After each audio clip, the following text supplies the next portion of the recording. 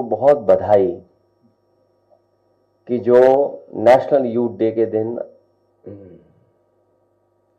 न केवल हम सबको यहां पर इकट्ठा करते हैं, बल्कि स्वामी विवेकानंद जी को याद भी करते हैं। जहां हम सब लोग बैठ करके याद कर रहे हैं, आदरणीय उदय प्रताप सिंह जी ने जो बातें रखी हैं कि पहले ही भाषण में जो उन्होंने बात स्वामी विवेकानंद जी ने कहा कि हम उस देश से आते हैं जिस देश ने हमें सिखाया है कि टॉलरेंस क्या है, यूनिवर्सल एक्सेप्टेंस क्या है।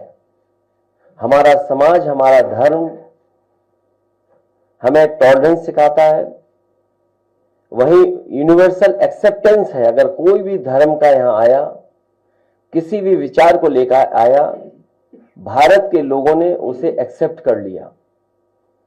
अगर उनके जीवन के बारे में जो हम लोग पढ़ते हैं, जहां आज ही की तारीख में उनका जन्म हुआ था 1863 में, परिवार, उनके भाई, और जो सबसे ज्यादा इन्फ्लुएंस किया उनके जीवन को, जहां वो पढ़े, कलकत्ता से लेकर के और जो आसपास उनके लोग थे, और वहां की जो कलकत्ता के जिस इंस्टीट्यूशन में पढ़े, वहां से इन्फ्लुएंस हुए। रामकृष्ण परमहंस उनके शिष्य बनकर के भारत का परिचय दुनिया में उन्होंने सबसे पहले दिया। इतना परिचय भारत का उस समय पर किसी और लीडर ने नहीं दिया होगा, किसी और स्वामी या संत गुरु ने नहीं दिया होगा जो स्वामी विवेकानंद जी ने दिया। आज भी हम उनके जो कोट हैं, उनकी जो बातें हैं, वो न केवल हम लोगों को रास्ता दिखाती हैं, बल्कि प्रेरणा भी वहां से मिलती है। और आज के यूथ को जरूरी है उन बातों को समझना। जहां इतनी ज्यादा इंफॉर्मेशन ट्रेवल कर रही है, जहां सरकारें कुछ चीजों को बार बार थोपने की कोशिश कर रही हैं, तब हम समझते हैं कि स्वामी विवेकानंद जी के बारे में जानना, उनके बारे में पढ़ना, उनकी कही हुई बातों को अपने जीवन में लागू करना, उन बातों पर चलना शायद सबसे बड़ी याद करने के लिए उनके रहेगी। यही श्रद्धांजलि होगी, उनको यही याद करने का मौका है, जहां हम उनकी बातों को याद करें और उनको अमल करने का काम करें। मैं एक बार फिर दीपक कबीर जी को धन्यवाद देता हूं, उनके साथियों को, कि हर वर्ष इसी तरीके से आप यहां पर विवेकानंद जी को याद करते हैं और उनके कामों को, कोट्स को अपने कैलेंडर में शामिल करते हैं, जिससे कि लोग उनके बारे में जानें, लोगों तक बात पहुंचे। ये भी इनकी ये 3 दिन करेंगे। मैं इसके साथ साथ जो एक कार्यक्रम ये चलाना चाहते हैं, समाजवादी नागरिक सोशलिस्ट सोसाइटी फेस्टिवल, उसके लिए भी बधाई देता हूं। हम लोग बैठ करके कार्यक्रम तय कर लेंगे। जहां समाजवादी पार्टी पीडीए का कार्यक्रम कर रही है, वहीं इस कार्यक्रम को भी कैसे शामिल किया जाए और कैसे हम अपनी विचारधारा को, अपने कार्यक्रमों को, अपनी सोच को जनता के बीच में ले जा सकें।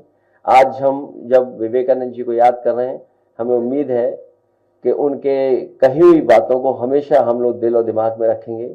जहां उन्होंने कहा कि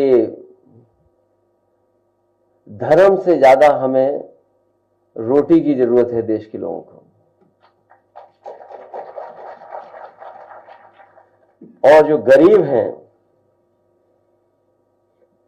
उनको धार्मिक बातें समझाना शायद गलत होगा आज के समय में। मैं कन्नौज में जो घटना हुई है, हम और आप लोग रेलवे स्टेशंस को अगर देखें तो जो अंग्रेजों के जमाने के बने हैं वो आज भी वैसे ही के वैसे मजबूत दिखाई दे रहे हैं। आज भी उनमें कुछ बिगड़ा नहीं है। अगर हम उन्हीं स्टेशनों को आज के समय की परिस्थितियों के हिसाब से रिस्टोर कर दें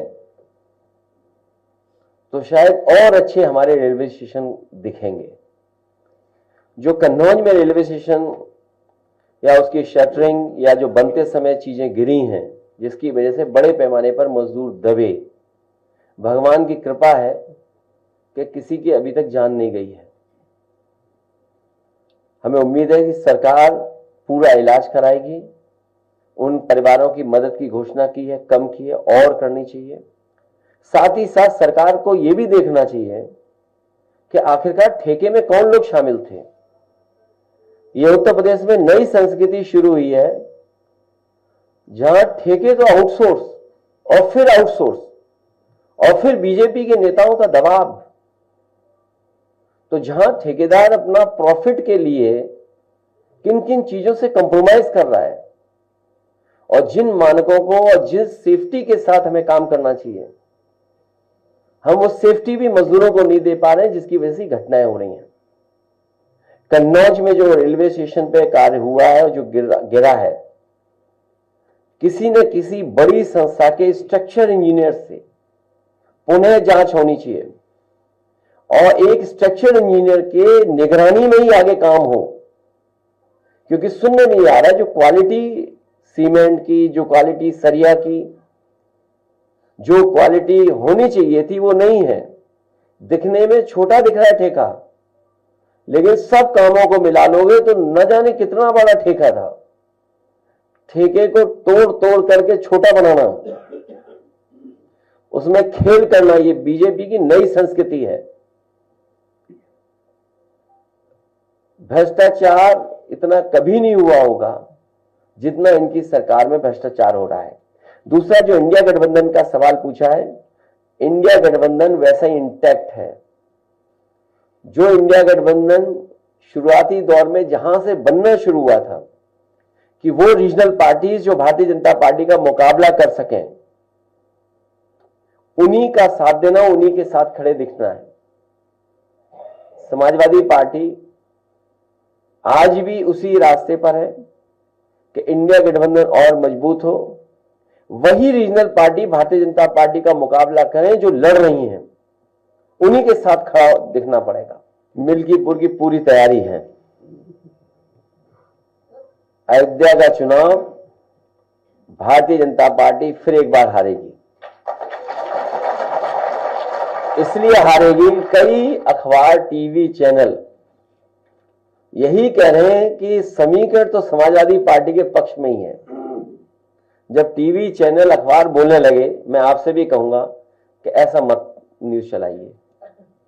इसलिए न्यूज मत चलाइए क्योंकि बीजेपी पुलिस लगा देगी। मेरी आपसे हाथ जोड़ के निवेदन है कि 7 चुनाव तो लूटे उन्होंने, इसीलिए सुप्रीम कोर्ट में भी बात चली गई है और इलेक्शन कमीशन ने भी वो डिजिटल जो रिकॉर्डिंग्स हैं, डिजिटल जो चीजें उनको देने मना कर दिया। वो इसीलिए क्योंकि एक ही मशीन पर बार बार पुलिस के लोगों ने बटन दबाई थी। अगर आपको याद हो, इसी हॉल में मैंने कहा था कि अगर फॉरेंसिक जांच हो मशीनों की बटन की, तो आपको जानकारी हो जाएगी कि एक ही व्यक्ति ने बटन दबाई होगी। और हमने आपने वो तस्वीरें भी देखी, वो वीडियो देखा जहां पुलिस का एक अधिकारी महिलाओं को रोक रहा था, लेकिन महिलाएं डरी नहीं थी। वो बहादुर महिलाएं वोट डालने के लिए लगातार उन पुलिस वालों से लड़ रही थी। आप बोले ना बोले, हालांकि बहुत सी जगह आप लोग नहीं बोलते हैं, कोई बात नहीं, लेकिन आप भी सच्चाई जानते हैं कि कितना दबाव था अधिकारियों पर। जो अधिकारी बेईमानी कर रहे थे, वो अधिकारी कह रहे थे हम क्या करें, मजबूरी है। तो मिल्कीपुर का चुनाव जनता समाजवादियों को जिताने जा रही है। बस आपसे निवेदन है कि आप हमारी बड़ाई मत करना।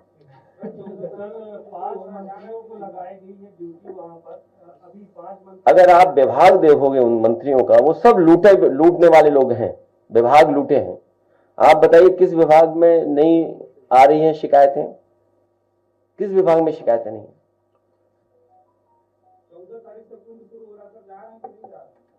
मैं हमेशा गया हूं और अगर आप कहो तो तमाम वो पिक्चर्स मैं शेयर कर सकता हूं आपसे जिसमें समय समय पर मैंने गंगा में स्नान लिया है।